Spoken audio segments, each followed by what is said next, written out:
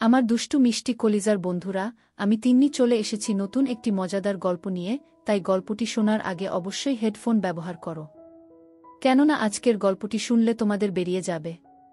তাহলে চলো আজকের গল্পটি শুরু করি। মামি, তুমি আমার মায়ের মতো, তুমি আমায় জোর করো না। আমি পারবো না। মামা বাড়িতে আসলে কিন্তু আমি সব বলে দিব। মামি বলল, তোর মামা তো দুর্বল, পারে না, তাই আজ তোকে দিয়ে বাকি বিষয়টা গল্পেতেই বলছি। সবেমাত্র পড়াশোনা শেষ করে বাসায় বসে আছি, এই অপেক্ষায় যে কোনো এক রাজকুমার আমাকে নিয়ে তার রাজ্যে চলে যাবে। অবশ্য এসব যে শুধু গল্পতেই মানায় তা আমার বিয়ের দ্বারাই প্রমাণিত হলো। কারণ আমার বাবা মা বিয়ের জন্য আমাকে এক বুড়োকে খুঁজে এনে দিল। আমারও পোড়া কপাল। ভেবেছিলাম রাজপুত্রের কথা, আর এখন তো দেখি বুইরা বাবা। যাই হোক বন্ধুরা, সময় মতো আমার স্বামী আমাকে দেখতে এলো, তার কিছু বন্ধু এবং তার বোনের ছেলেকে নিয়ে। বন্ধুরা, যদি সম্ভব হতো তাহলে তার বোনের ছেলের সাথে আমি বিয়ে করে ফেলতাম, কারণ তাকে আমার পছন্দ হয়েছিল। তবে তা সম্ভব নয়, কারণ সে তো আমার বয়সে ছোট। কেন এ কথা বললাম তা জানতে হলে তোমাদের পুরো গল্পটি মনোযোগ দিয়ে শুনতে হবে। আমার স্বামীর নাম রিদওয়ান। তার বিরাট এক ব্যবসা আছে। কম করে হলেও 20 থেকে 30 লক্ষ মানুষ তার আন্ডারে কাজ করে। কোনো রকম টাকা পয়সার অভাব নেই তার। আর হয়তো এটাই মূল কারণ তার সাথে আমার বিয়ের। অবশ্য এতটাও বুড়ো নয়, তবে সে একটু দুর্বল প্রকৃতির মানুষ। সময় পার হলে যা হয় আর কি। যাই হোক বন্ধুরা, ধুমধাম করে বিয়েটা হয়ে গেল। বিয়ের পর বাংলাদেশের এমন কোনো জায়গা ছিল না যে আমরা ঘুরিনি। টাকার অভাব না থাকায় এসব নিয়ে কখনো সমস্যায় পড়তে হয়নি। যাই হোক, ঘোরাঘুরি শেষ করে অবশেষে আমরা বাসায় ফিরলাম। নতুন বাসা আমায় উদ্দেশ্য করে কেনা হয়েছে, তাও আবার শহরের ভিতরে। এখান থেকে সবকিছুই কাছে, যে কোনো সময় ইচ্ছা করলে যে কোনো জায়গায় যাওয়া যায়। আমার স্বামীরা মাত্র 2 ভাই বোন। সে এবং তার একটা বোন আছে। তার ছোট বোনকে সে ভীষণ ভালোবাসে, আর তার থেকে বেশি ভালোবাসে তার বোনের ছেলেকে। ওই যে বলেছিলাম আমার বিয়েতে এসেছিল, সেই ভাগিনা। বোনের ছেলে আমার স্বামীর চোখের মণি। পড়তে বসতে যেখানেই পারি তাকে নিয়ে ঘুরে বেড়ায়। শুধুমাত্র আমাদের হানিমুনের সফরেই বাদ পড়ল সে। তবুও তার যদি সাধ্য থাকতো তাকেও নিয়ে যেত। ভাগিনা এবার এসএসসি পরীক্ষা দিয়ে পাশ করেছে, ভালো কলেজে পড়বে, তাই মামা অর্থাৎ আমার স্বামী তাকে ফোন দিয়ে বলল সে যেন সবকিছু গুছিয়ে আমাদের বাসায় চলে আসে। আমাদের বাসায় আমি এবং আমার স্বামী ছাড়া আর কেউ থাকে না। কাছের মানুষদের কথা বাদ দিলাম, প্রায় 7 থেকে 8 জন কাজ করত আমাদের বাসায়। তার ভেতর 5 জন ছিল মেয়ে। ইতিমধ্যে আমার নন্দের ছেলে আমাদের বাসায় চলে আসলো। এসে মামি মামি বলে আমাকে ডাক দিয়ে বলল, হ্যাঁ বন্ধুরা, এটাই সেই ভাগ্নে, আমার স্বামীর চোখের মণি। আমি বললাম, আসো আসো, তোমার জন্যই তো অপেক্ষা করছিলাম আমি। তার সব কিছু তার রুমে নিয়ে রাখতে বললাম। আমি বললাম, চলো সাজিদ, রুমে আসো, ফ্রেশ হয়ে নাও, তারপর আমরা গল্প করব। সে বলল, ঠিক আছে মামি, চলো। এই বলে আমি তাকে আমার রুমে নিয়ে গেলাম। বললাম, যাও তুমি ফ্রেশ হয়ে নাও। সে গোসল করে বের হলো। আমি তাকে নিজের হাতে ভাত খাইয়ে দিলাম। বললাম, এবার তো তাহলে তোমাকে যেতে দেব না। সাজিদ বলল, আমিও তো এবার যাওয়ার জন্য আসিনি, আমি অনেক দিন থেকে তারপর যাব। এবার পড়াশোনা তো শেষ করতে হবে এখান থেকে। এর ভেতরেই সে তার মামার খোঁজ করতে লাগল। সাজিদ মামাকে অনেক বেশি ভালোবাসে, আর আমাকে অনেক সম্মান করে। আমি বাসায় আসার আগেই সে আমার শ্বশুরবাড়ির পুরনো বাসায় আসা যাওয়া করত। প্রহর গুনতে গুনতে রাত হয়ে গেল, এবং আমার স্বামীর রিদওয়ান বাসায় ফিরল। এসে সাজিদ সাজিদ করে চিল্লাতে লাগল। সাজিদ গিয়ে তাকে সালাম করল। তুই আর যেতে পারবি না, তুই এখান থেকেই লেখাপড়া করবি। তোকে আমি লেখাপড়া শিখিয়ে ডাক্তার বানাবো। তুই আমার একমাত্র ভাগিনা, তোকে নিয়ে আমার অনেক স্বপ্ন। তোর যা লাগে আমাকে বলবি, আমি তোকে দিব। আর বাহিরে বেশি আড্ডা দেওয়া চলবে না। ভাগিনা তখন বলল, হ্যাঁ মামা, আমি তোমার কথা রাখব। আমারও ইচ্ছা বড় ডাক্তার হওয়ার। তুমি যা বলবে তাই হবে মামা। ওদের ভালোবাসা দেখে আমার মাঝে মাঝে হিংসা হয়। ইস, আমার স্বামী যদি আমাকে এতটা ভালোবাসতো। তারপর আমার স্বামী বলল, চলো সবাই একসাথে ভাত খাবো আজ। আজ তো বিশাল রান্না হয়েছে। তাই সবাই মজা করে খেয়ে নিলাম। পরের দিন আমি তাকে কলেজে ভর্তি করানোর জন্য নিয়ে গেলাম। তার মামা তো কোনো সময় পায় না, তাই তার সব দায়িত্ব আমাকেই নিতে হলো। এর ভেতরে বেশ কিছু দিন পার হয়ে গেছে। সাজিদ নিয়মিত কলেজ যেতে লাগলো। একদিন সাজিদ যখন কলেজে ছিল, আমি তার রুমে গেলাম তার রুমটা একটু গুছিয়ে দেওয়ার জন্য। আমি রুমে গিয়ে দেখি কি একটা অবস্থা। আমি বাসার কাজের মেয়ে মর্জিনাকে ডাক দিলাম। সে আমাদের বাসায় কাজের মেয়ে। বললাম, মর্জিনা, আমাকে একটু সাহায্য করো তো। সে বলল, কাকিমা বলেন কি করতে হবে। আমি বললাম, তুমি বিছানাটা পাল্টে দাও। সে প্রথমে একটু না না করছিল। পরে আমি জোর গলায় বললাম, কি হলো? বলছি বিছানাটা পাল্টে দাও। আর তুলতে যা ঘটল তা দেখার জন্য আমি কখনোই প্রস্তুত ছিলাম না। বিছানায় দেখলাম এক বান্ডিল ফুটকা, যার মূল্য বাজারে 50 টাকা। ভাগ্নের বিছানায় ফুটকা কেন? এটা দিয়ে কি করে সে? আমার তো আর বুঝতে বাকি রইল না। তারপরও আমি সাজিদের কাছ থেকে সব জানব। এরপর আমি মর্জিনাকে বললাম, যা তুই বাইরে যা। আমি সেগুলো একসাথে করে একটা ব্যাগে ভরে নিলাম। আর ওকে বললাম, তুই রুমটা গুছিয়ে দে। আমি রুমে শুয়ে ভাবতে লাগলাম, ব্যাপারটা ঠিক বুঝলাম না। ভাগ্নে এইসব নিয়ে কি করে? অনেক প্রশ্ন ঘুরপাক খাচ্ছিল আমার মাথায়। তাই নিজেকে একটু শান্ত করে ভাবলাম, সে একবার বাসায় আসুক, তারপর তার কাছ থেকে কিছু শুনে বিষয়টা ক্লিয়ার হব। সেই দুপুর বেলা সাজিদ বাসায় ফিরল। আমি প্রথমে তাকে কিছু বললাম না। তাকে দুপুরের খাবার খাইয়ে দিলাম। খাওয়া শেষে আমার রুমে ডাক দিলাম। সে আমার রুমে এসে বলল, মামি, কি হয়েছে? আমি বললাম, আচ্ছা সাজিদ, তুমি চেয়ারটা নিয়ে বসো, তোমার সাথে কথা আছে। সাজিদ আমার পাশে এসে বসে বলল, মামি কি বলবে? তারপর আমি তাকে সেগুলো বের করে তার সামনে ফেলে দিলাম। এগুলো দেখে তার চোখ বড় বড় হয়ে গেল। সে মনে হয় আকাশ থেকে পড়েছে। কোনো কথাই বলছে না। আমি বললাম, দেখো সাজিদ, এখন যা ঘটবে সব তোমার আর আমার ভেতরে থাকবে। তুমি এইসব নিয়ে কোনো চিন্তা করো না। যা হয়েছে সত্যি তাই বলবে। তোমার মামা এসব কিছু জানতেই পারবে না। তুমি শুধু আমাকে বলো, এইগুলো দিয়ে তুমি কি করো? সে আমার দিকে তাকিয়ে চুপ করে রইল। আমি বললাম, চিন্তা করো না, নিশ্চিন্তে বলতে পারো। তারপর সে বলল, দেখো মামি, আমার তো বয়স হয়েছে। আমার এগুলো মাঝে মাঝে দরকার হয়, তাই রেখেছি। আর এগুলো দিয়ে কি করা হয় তা তোমাকে বলা লাগবে না।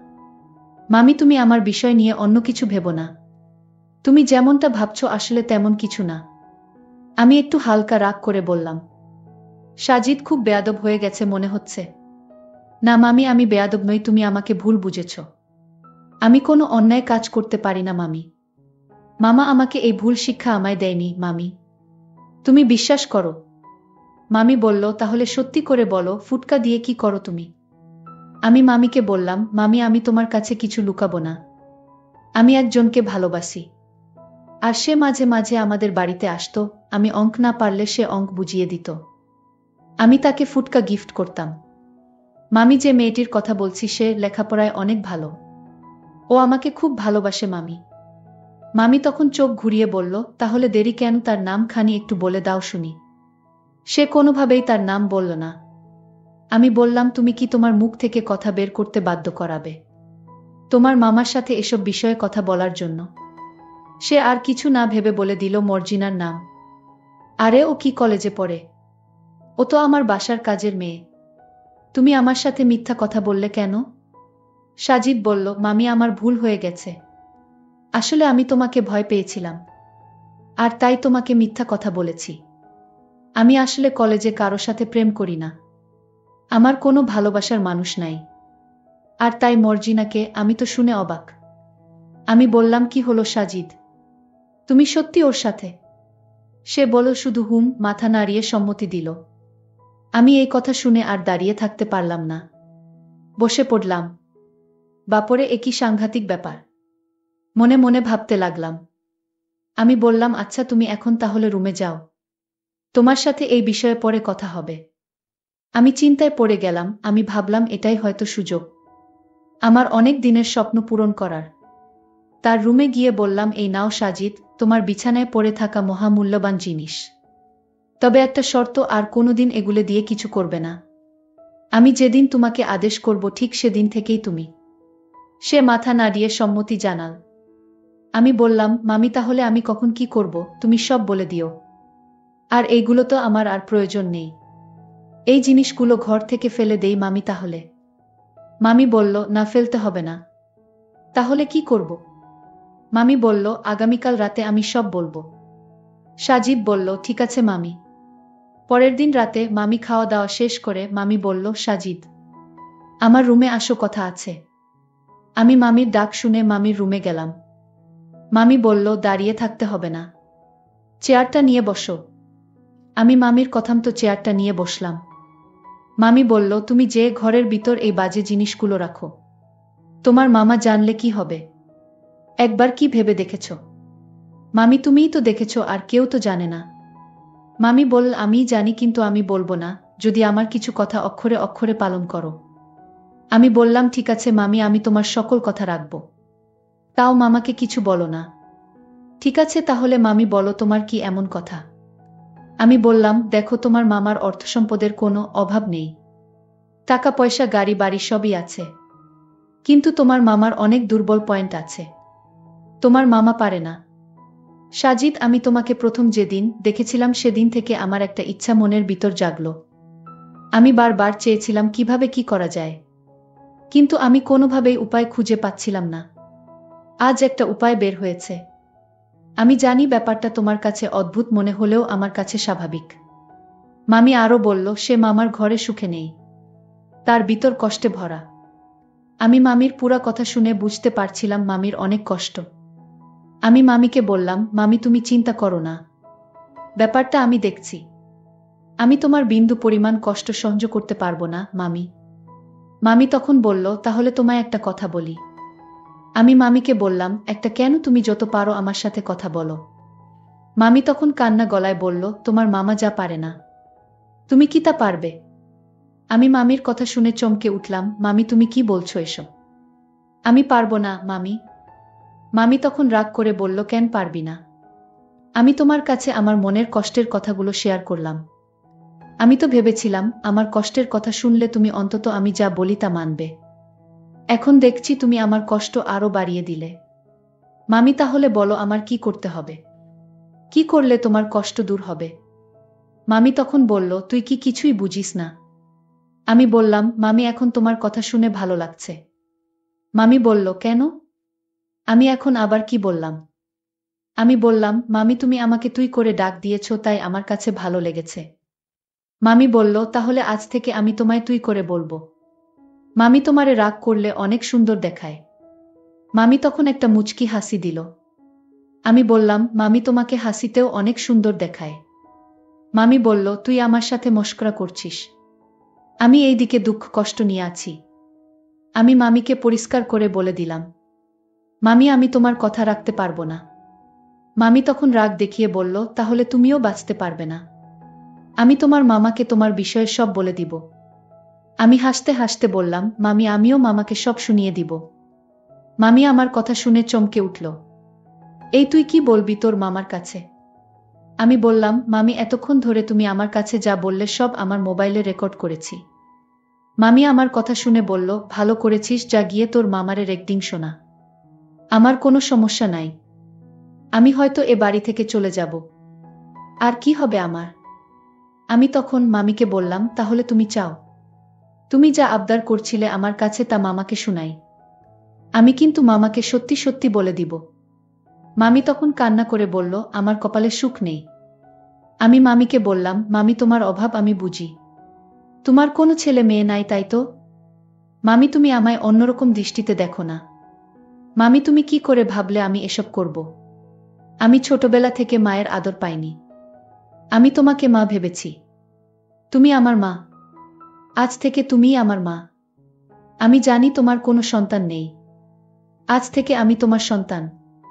মামির চোখ দিয়ে পানি পড়ছিল। মামি বলল, এখন আমার কাছে মনে হচ্ছে এই পৃথিবীতে আমার চাইতে সুখী মানুষ আর কেউ নাই। আয় বাবা আমার কাছে আয়, আমাকে মা বলে ডাক।